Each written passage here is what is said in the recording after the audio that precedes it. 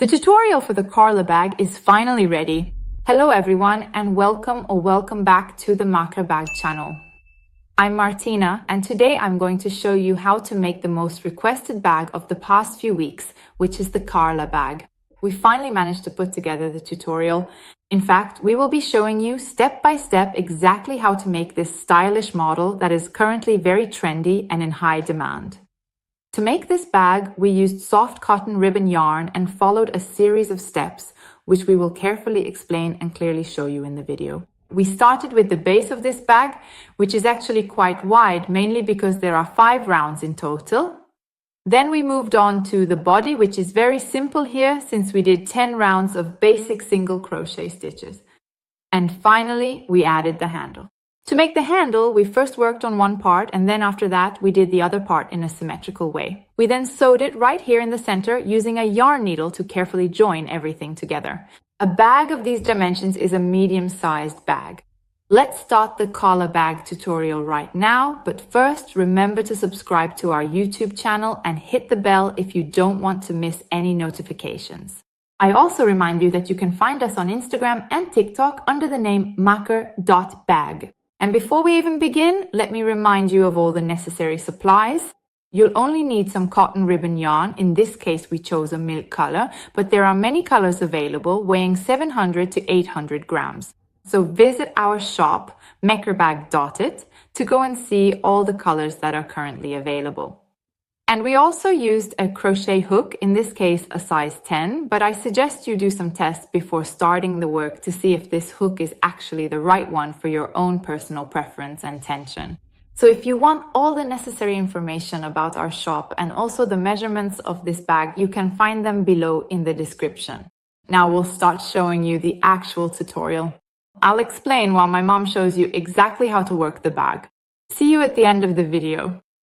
The thread of our ribbon yarn, and we start working it with a number 10 crochet hook. I make a first slip knot to start the work and a total of 14 chains, 15 if you also consider the initial slip knot. Once done, we start making the first row of single crochets. Skip the first chain and I go into the second here, so I insert the hook like this, yarn over from back to front and pull it through. I have these 2 loops, now yarn over again and close. This way I've made a very first single crochet. Let's show you that again. I go into the next stitch, then yarn over the hook and pull it through. I have 2 loops, yarn over again and close. I must continue making single crochets inside every chain that I find until I reach the final slip knot, and we'll show you how to proceed. Now that we've reached the last stitch, we need to make in this stitch here, so in the slip knot, 3 single crochets. So I insert the crochet hook inside and I make the first single crochet just like before, yarn over and close. Now I go back into the same stitch again and make a second single crochet. You see, I still have to hold the shorter tail so as not to let the stitch widen too much. I yarn over again and make the third single crochet. In this way, I've created, let's say, an oval shape that will then become the bottom of our bag. Now we turn the work, you see, we pull the shorter tail to close the stitch in question. And I also make simple single crochets on the other side of the chain, going back into the previously worked stitches. So I go into the chain, you see I bring the shorter tail over to close it, yarn over and pull it through like this, yarn over again and close. Again, I go into the next stitch, yarn over and pull, I bring the shorter tail along, placing it on top to close the whole work. And now I continue like this until I reach the last stitch at the other end. We are now at the very last stitch. You see we haven't worked it yet. And in this case, I have to make 2 single crochets inside it. So I insert the hook, you see, I yarn over and pull it through as before, yarn over again and close. And I've done the first one, I go back in again and make another single crochet. Now we've reached the starting end. We add a stitch marker here in this first little loop to show the starting side. This will be useful later on when we go to create the body of our bag. Finally, we close the round by going into these little loops here that were worked initially. So I go in with the crochet hook inside, yarn over, the hook and pull it through now these two loops that I'm going to close together, making a slip stitch. This one, and I make a chain stitch to raise the work. There we go, we've just completed the very first round of our base, which is actually the bottom part of the bag. Carla, now let's go ahead and start with round number 2 of the bottom. So I need to go back into the loops I just worked, right where I made the slip stitch, and make a single crochet. Take your time as you do this step. So I go in here again, yarn over the hook, pull it through and make a single crochet. And now we're going to quickly do some simple and single crochet stitches until we reach the other end, where we made the increases in the previous round. So 3 single crochets together. In that case, we'll have to do a different job that we'll show you. We've reached the other end, where there are the 3 stitches together, 1, 2, and 3. You see, it's very clear because all 3 are inside the central stitch. Now here I have to do 2 single crochets inside each single stitch, so a total of 6. I go in with the hook and we make the first single crochet. So yarn over like this and close, then I go back into the same stitch. And I make another one like this. I go into the next one and I make 2 more single crochets, 1 and 2. Again in the last one, and I make 2 more single crochets here too. So 1 and 2, you see that the oval shape is taking even more form. And now I continue with single crochets until I reach the 2 stitches. The last 2 stitches worked at the other end. And here as well, I need to do 2 single crochets in the very first stitch. Let's begin. First we do 1 single crochet, and then once again I make another one right inside that same stitch. Then in the very last stitch I do 2 more single crochets, 1 and then 2. And now, as before, we're going to close the stitch by going, you see, into the starting loop and making a slip stitch. Like this, I make a chain stitch to raise the work. And there we go. We've also completed round number 2. Now let's do the third round of the base. I need to go back into the stitch I just worked, into the slip stitch, and make another single crochet as before. So I go in like this, you see, yarn over and pull through the loops. Now I will continue making simple single crochet stitches until I reach the other end.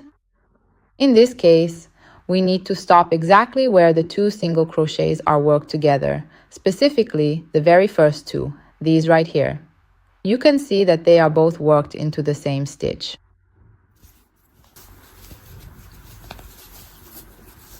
I am starting now to work 2 single crochets in the same stitch. You see right here in the first of the 2 increases from the previous round. So I insert the hook, yarn over, and make a first single crochet. Again, I go back into the same stitch and make a second one. Now here I make a single crochet stitch. Again, 2 single crochets. So 1, and I go back in again and make another. Now I alternate with a single. Again, another 2. In the stitch, I basically alternate 2 single crochets and 1 single. And now I will continue moving forward with simple single crochets until I reach the other end where we have the 2 single crochets, 2 increases worked in the same stitch. We are at the other end. Here too, I make 2 single crochets in the same stitch. So I make the first, go back in, make the second, then I make a single one. Another double. 1, and I go back in again, and the last stitch of the round where I make just a single stitch. There we go. Now I go back into the initial chain, which is this one here, and I make a slip stitch to finish the work. Like this. And there the third round has also taken shape. Let's start round number 4. Let's make the chain to raise the work. And again, a single crochet in the stitch just worked. So I go in here and make the single crochet. Now I will continue with single crochet stitches until I reach the other end. The method is always the same one we have explained to you until now. Here we are at the other end, you see. We are positioned in a strictly horizontal direction to the initial loop. And this is exactly where the 2 stitches begin, these ones right here. Now you must follow this pattern. In this first stitch, you need to make 2 single crochets. Inside of it, you will make 1 single crochet stitch and then another single stitch. Then right here in this stitch, you must make 2 single crochets. So that means 2 doubles. Single, single, double. And then you just continue with singles, just like before, until you reach the other end.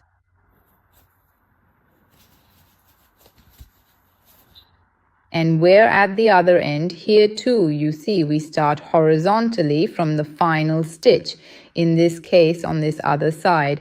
And here too, I make 2 double stitches, single, single, double, single, single, and we finish the round. Then I simply go into the starting chains, I make a slip stitch, and the 4th round is finished. Round number 4 is also finished. And now as we move forward, we continue. We've made a slip stitch, I make a chain to raise the work, and we start with round number 5. So I go back into the same stitch and then I make a single crochet, closing it up just like this. I continue working with single crochet stitches, one after another, until I reach the other end, always making sure to insert my hook at the horizontal point where we had the initial loop.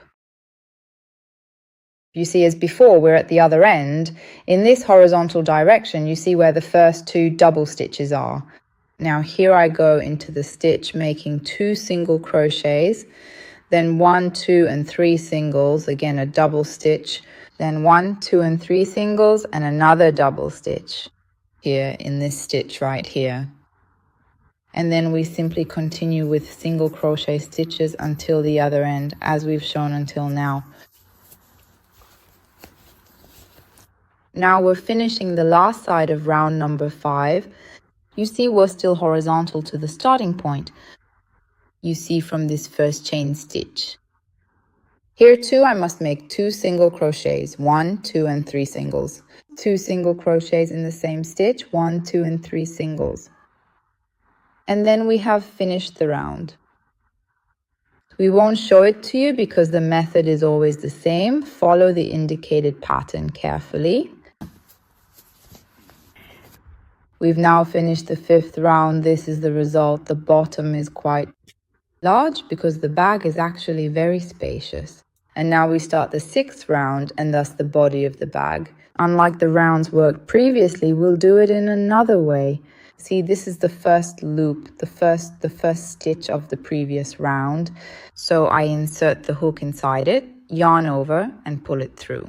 Now I have these 2 loops and I no longer close with a slip stitch, but with a single crochet, so yarn over and close. In this way, the work will be in a spiral.